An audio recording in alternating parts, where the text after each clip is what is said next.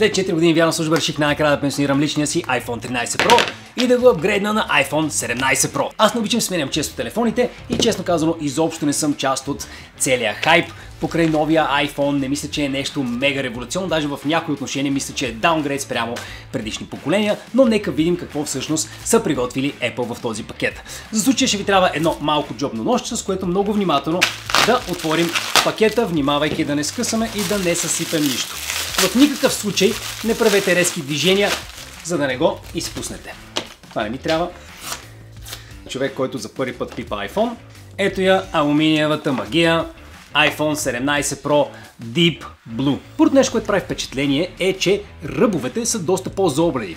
13 Pro има доста по-ясно изразени ръбове, които ги усещаш веднага, щом го хванеш в ръката. Този, за разлика от него, има загладените ръбове, които аз толкова харесвах във всички iPhone до 11 Pro включително. След това по някаква причина Apple решиха от 12 Pro нататъка и като цяло от iPhone 12 да преминат към ето тази изручтина, която изглежда красиво, но е изключително неудобна за държене. Сега, нека да поговорим за материалите. Въпреки многото падания, я не ще успея да фокусира, този телефон съм го носил без кълъв, доста време, без протектор и е падал може би поне 20 пъти директно на плочките. А дори това, че му щупих екрана, го щупих, защото съм тъп и просто седях на един мраморен ръб, държейки си телефона в ръката и се засилих да ставам от ръба и му шибнах екрана точно в ръба. Иначе, от доста падания нямаше му нищо без скрин протектор. Сега, честно казано, съм малко скептичен, че алуминиевия ще е толкова издържлив, колкото титания беше. Apple не съм сигурен дали знаят или не знаят точно какво правят, но времето ще я покаже. Махаме внимателно протектора на екрана и го включваме. Apple, за да ни покажат колко са екологични, разбира се, имаме само кабелче в кутията, защото за да запазят планетата ни продават адаптера отделно, си го купувам в отделна кутийка, която да изхвърлим.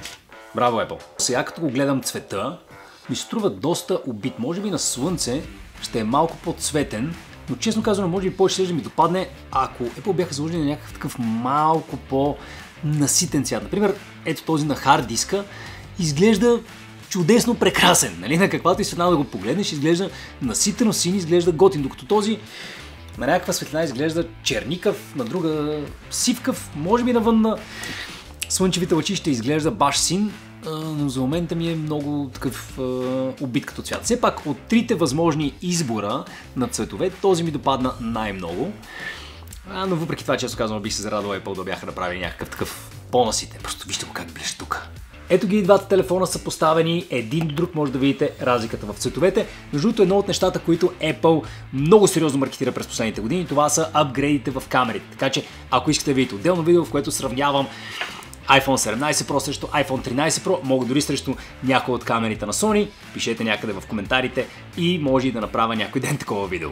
Добре, ето включи се телефона, избираме си, разбира се, български, защото сме патриоти. Сега, тъй като стария ми телефон е наблизо, имаме възможността директно да си сканираме някакво е такова кодче и той да се настрои сам. Фърляме ги и двата, докато си правят каквото си правят и отиваме си сипем една чаша кафе. Докато го чакаме да се самонастрои с моя акаунт, нека поговорим малко за дизайна. Тази година Apple променят камерата с ето това странно нещо, което наричат камера плато, на български плато за камера, което, често казано, съм с малко смесени чувства за него.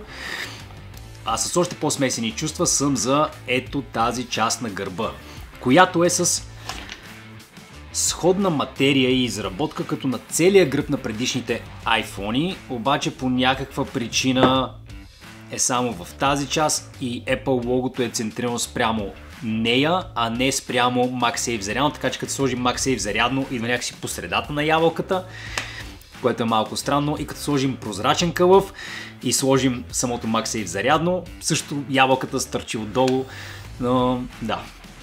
Apple винаги са обичали странните си дизайн решения. Иначе бутоните, често казано, този бутон за камерата не мисля, че е супер функционален, защото е готина идеята зад него, нали, да имаш собствен бутон за камера, в който цъкаш някакви неща. Проблемът е, че ти снимаш с телефон, не снимаш с професионална камера. Професионалната камера има някаква тежест и когато натиснеш с пръста си този бутон, тя не се тресе чак толкова много, защото е по-тежка. Сега, когато снимаш с такъв малък телефон и това натискане ти размества много кадъра. което особено на по-телефокусната камера, особено на допълнителното приближение на телефокусната камера, което е по 8, реално всяко малко движение реално ти променя целия кадър и го прави в повечето случаи размазан. Така че има нещо, което е на теория готино, не съм сигурен колко е функционално на практика. Финалните ми заключения за момента, след като го изчаках да се синхронизира може би за около час и половина с стария ми телефон, да прехвърли всички данни. Това е 256 гигабайтова версия и iPhone 13 Pro също е 256 гигабайтова версия, така че около 200 гигабайта данни ги прехвърли за около час и половина от единия телефон на другия.